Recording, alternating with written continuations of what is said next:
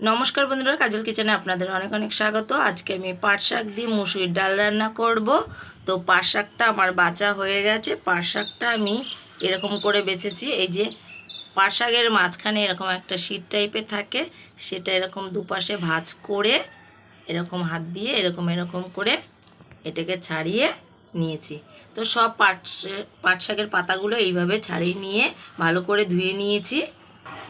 আর এদিকে আমি মুসুর ডালটা সিদ্ধ করে নিয়েছি। তো মুসুর ডালটা সিদ্ধ করার সময় আমি এর মধ্যে লবণ আর কাঁচা লঙ্কা আর একটু সর্ষের তেল দিয়ে দিয়েছি।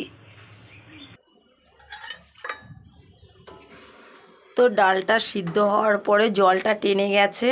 তো এর মধ্যে আমি আর একটু জল দিয়ে দেবো।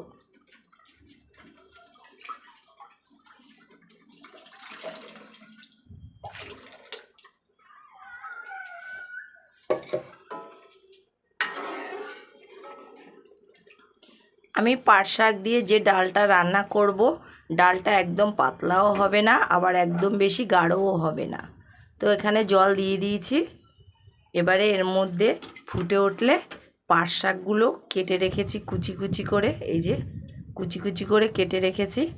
তো ফুটে উঠলে এর মধ্যে পাট শাকগুলো দিয়ে দেব। ডাল সিদ্ধ করার সময় তো আমি লবণ দিয়েই ছিলাম, এখন আমি শুধু হলুদ দিয়ে দেবো।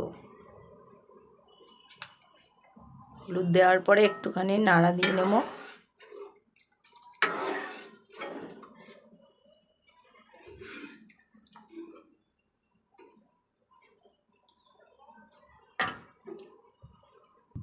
ডাল অল্প অল্প ফোটা শুরু করে দিয়েছে।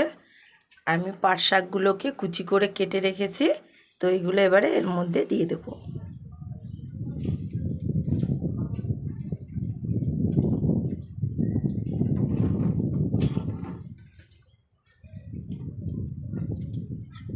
একটু চামচ দিয়ে নাড়িয়ে দেব।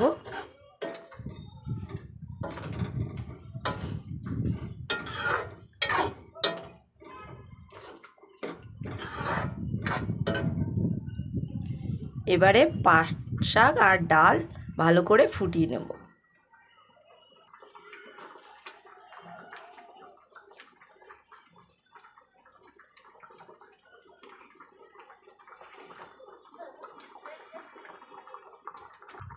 তো ডালটা বেশ কিছুক্ষণ ফুটিয়ে নিয়েছি।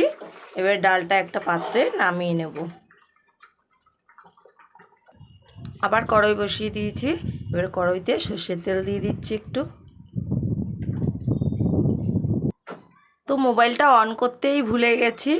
তো সর্ষের তেল দেওয়ার পরে আমি 5-6 কোয়া রসুন থেতো করে ফোড়নে দিয়েছি, আর 2টো শুকনো লঙ্কা ভেঙে দিয়েছি, আর সামান্য একটু জিরে দিয়েছি। তো রসুনটা ভালোভাবে ভাজার পরে শুকনো লঙ্কাটা, তারপরে পাট শাকের ডালটা এর মধ্যে ঢেলে দিয়েছি। এবার ঢেলে দেওয়ার পরে এবারে বেশ কিছুক্ষণ আবারও ফুটিয়ে নেব।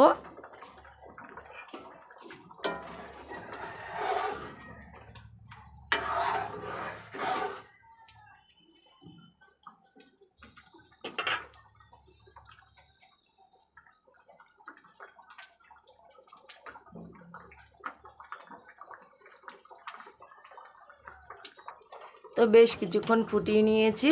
তো হয়ে গেছে পাট শাকের ডাল। তো এবার নামিয়ে নেব। নামিয়ে দেখাচ্ছি। এই যে নামিয়েছি। তো বন্ধুরা, আজ এই পর্যন্ত। আবার অন্য কোনো রেসিপির সঙ্গে দেখা হচ্ছে।